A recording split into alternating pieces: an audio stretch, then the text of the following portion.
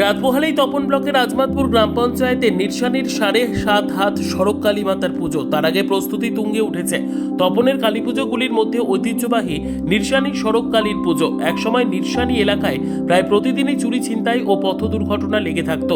একদিন এলাকার এক ব্যক্তি রাস পূর্ণিমায় নির্শানীতে সড়ক কালী পুজো করার স্বপ্নাদেশ পান। তারপর থেকে নির্শানীতে 7.5 হাত সড়ক মাতা পুজো শুরু হয়। নিয়ম মেনে এবছর রাস পূর্ণিমার পূর্ণ লগ্নে পুজো হতে চলেছে।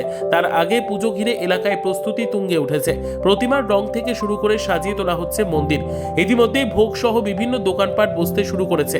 সব মিলিয়ে এলাকায় এখন সাজো সাজো রব।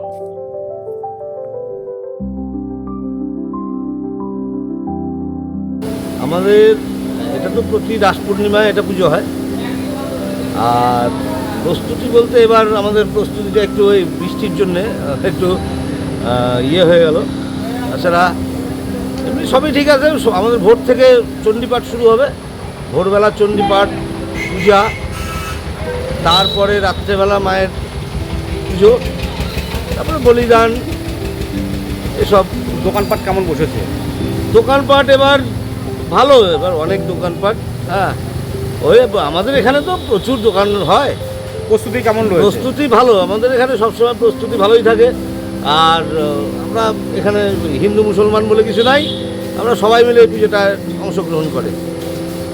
এই পুজোর এইটাই একটা বৈশিষ্ট্য যে এখানে ওই মুসলমান আসবে না বা এরকম কোনো ব্যাপার নয়। এখানে মুসলমানরাও ভোগ দেয়, তারাও পুজো দেয় মায়ের।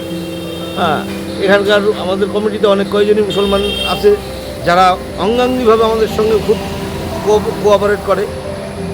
এদিক দিয়ে আমাদের এই জায়গাটায় কোনো অসুবিধা নেই। প্রস্তুতি তুঙ্গে উঠেছে। হ্যাঁ, একবারে তুঙ্গে। রাত আজ থেকেই মেলা মোটামুটি শুরু হয়ে যাবে আর কি। কালকে সকাল থেকে আপনার লোকজন। ব্যুরো রিপোর্ট, উত্তর বাংলা সংবাদ।